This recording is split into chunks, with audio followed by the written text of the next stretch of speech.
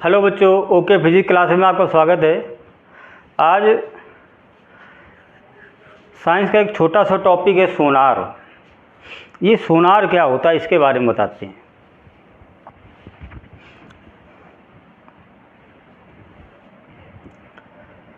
सोनार method,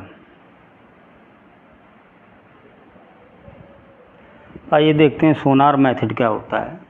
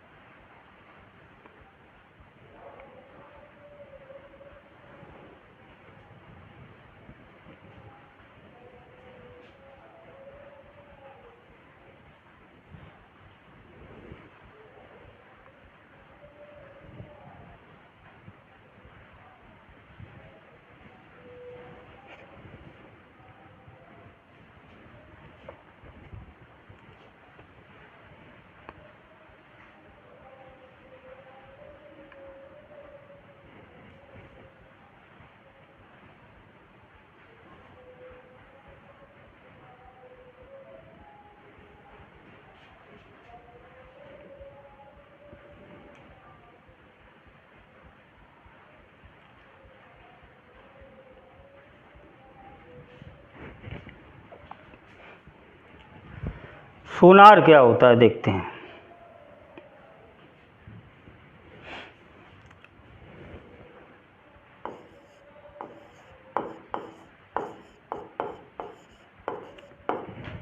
सोनार शब्द अंग्रेजी के वाक्य साउंड,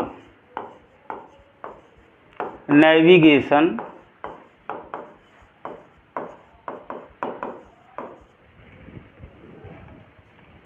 एंड रेंजिंग का संक्षिप्त रूप है।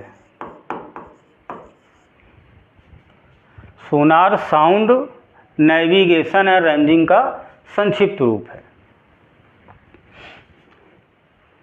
इसका सिद्धांत क्या है? यह ध्वनि के परावर्तन पर आधारित है। ध्वनि के परावर्तन पर, और ध्वनि के परावर्तन पर आधारित है। तो इसमें कौन सी ध्वनि तरंगों को प्रयोग किया जाता है? तो पराश्रव्य ध्वनि तरंगे होती हैं। जो पराश्रव्य ध्वनि तरंगे,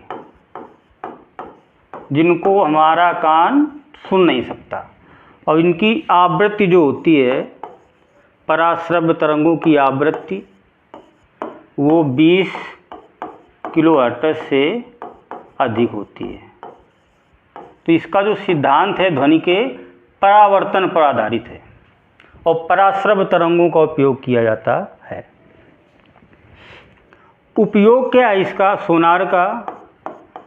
तो ये क्या काम करता है? समुद्र के अंदर, समुद्र के भीतर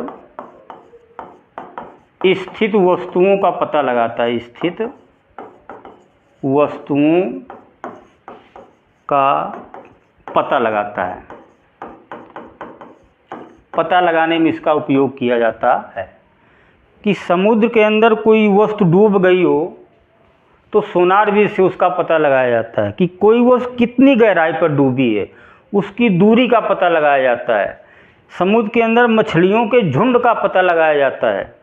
समुद्र के अंदर पनडुब्बी जब चलती है, ऊपर भी चलती है बाहर, तो अंदर अंदर कोई पहाड़ तो नहीं है, तो उसको पता लगाया जाता है पहले से ही। तो ये सोनार मेथड है। इस विधि में इसमें दो यंत्र होते हैं। एक यंत्र होता है प्रेसी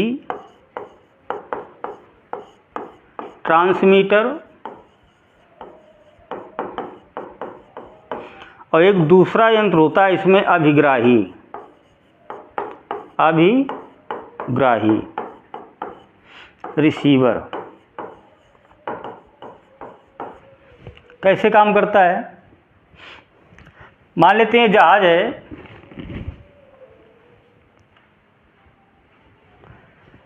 जहाज में दो यंत्र लगे हैं। मान लो एक ये यहाँ यंत्र लगा है, ये हो गया आपका प्रेसी, और एक दूसरा यंत्र लगा है मान लो यहाँ पे अभिग्राही। ये समुद्र है, यहाँ पर कोई वस्तु डूब गई है, मान लेते हैं जहाज कोई है, इसका पता लगाना है हमको। तो प्रेषी यंत्र के द्वारा पराश्रव तरंगों को उत्पन्न किया जाता है और ये तरंगे समुद्र के अंदर भेजी जाती हैं और ये टकरा कर वापस आती हैं, तो अभिग्राही यंत्र उसको क्या कर लेता है, रिसीव कर लेता है।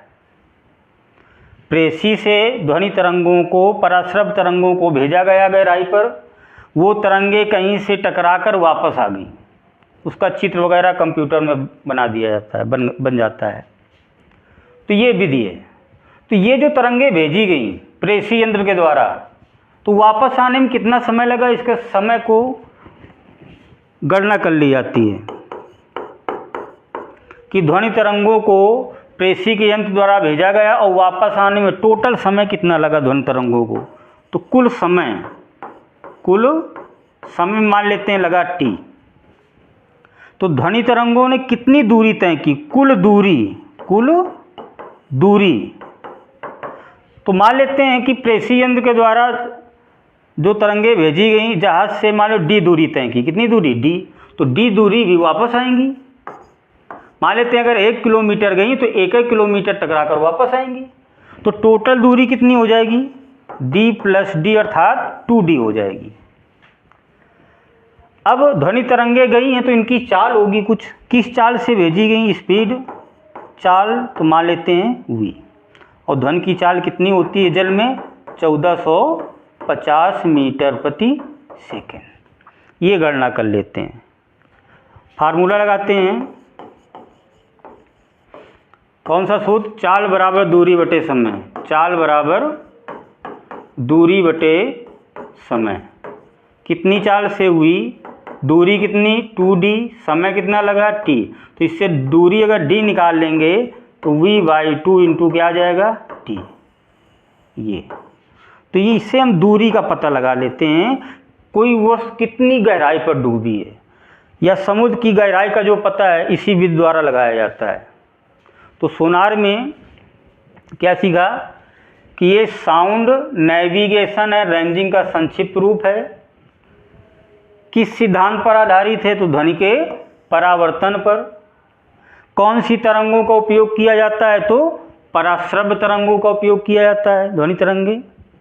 इनकी आवृत्ति 20 किलोहर्ट्ज़ से अधिक होती है।